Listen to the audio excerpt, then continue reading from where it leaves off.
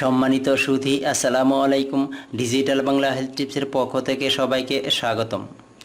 Digital Bangla health টিপসের আসল উদ্দেশ্য হলো সমগ্র বাঙালি জাতিকে বিভিন্ন ভেষজ উদ্ভিদ সম্পর্কে বা স্বাস্থ্য সম্পর্কে সচেতন করে তোলা। আজকে আমরা জানব মধুর কি কি স্বাস্থ্য উপকারিতা রয়েছে এ বিষয়ে। এই খাঁটি মধু কিভাবে আমরা ব্যবহার করব বা এই খাঁটি মধু খেলে কি কি স্বাস্থ্য উপকারিতা পেতে পারি এই বিষয়ে জানব। শক্তি বৃদ্ধি করতে মধু, হজমে সহায়তা করে এই মধু, কোষ্ঠকাঠিন্যতা দূর করতে মধু। যাদের এই সমস্যাগুলি রয়েছে নিয়মিত অল্প কিছু বা অল্পখানি করে মধু খেলে এই সমস্যাগুলো দূর হয়।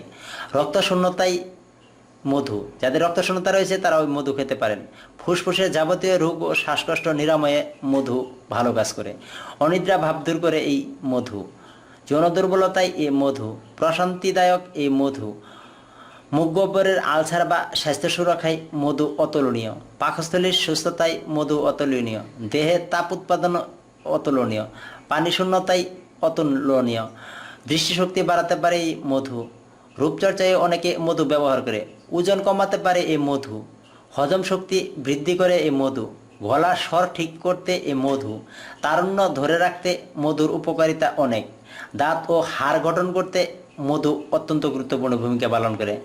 রক্তশূন্যতা এবং কোষ্ঠকাঠিন্যতা এবং লিভারকে পরিষ্কার রাখতে মধু খুবই গুরুত্বপূর্ণ ভূমিকা পালন করে।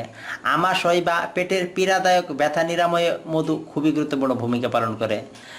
হৃদরোগের ঝুঁকি কমাতেও সাহায্য করে।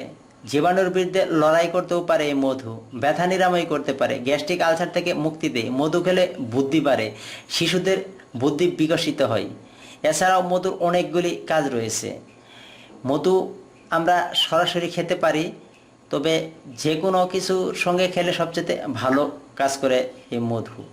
সবচাইতে আজকে আমরা একটি বিষয় নিয়ে স্পষ্ট আলোচনা করব, ঠান্ডা কাশি সারাতে মধু কিভাবে ব্যবহার করবেন এই বিষয় নিয়ে। মধু নিয়মিত খেলে অতিরিক্ত ঠান্ডা লাগার প্রবণতা দূর হয়ে যায়।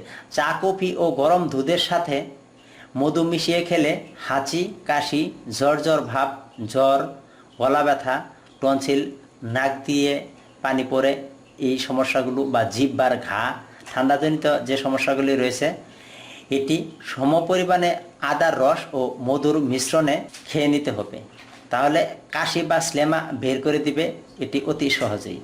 ঠান্ডা, কাশি, কণ্ঠনালীতে বিভিন্ন সমস্যা দেখা দিলে এই মধু এবং আদার রস অথবা সামান্য দুধের সাথে মিশিয়ে সকাল এবং রাতে 1 সপ্তাহ খেলে অতি দ্রুত এই ঠান্ডাজনিত যত সমস্যা রয়েছে সব কিছুই শেষ হয়ে যাবে। তো সম্মানিত সুধী, আজকে আমরা জানলাম মধুর এই ঠান্ডাজনিত সমস্যা কিভাবে দূর করতে পারি এই বিষয়ে। এই মধু নিয়ে আমরা পরবর্তী অন্য টিপস নিয়ে আবারও আপনাদের সামনে হাজির হব। তো আজকের মতো এখানেই বিদায় নিচ্ছি। আমার এই চ্যানেলটি যদি ভালো লেগে থাকে তাহলে লাইক, কমেন্ট, শেয়ার করতে ভুলবেন না এবং পরবর্তী ভিডিও পেতে অবশ্যই আমার চ্যানেলটি সাবস্ক্রাইব করে রাখুন। আল্লাহ হাফেজ।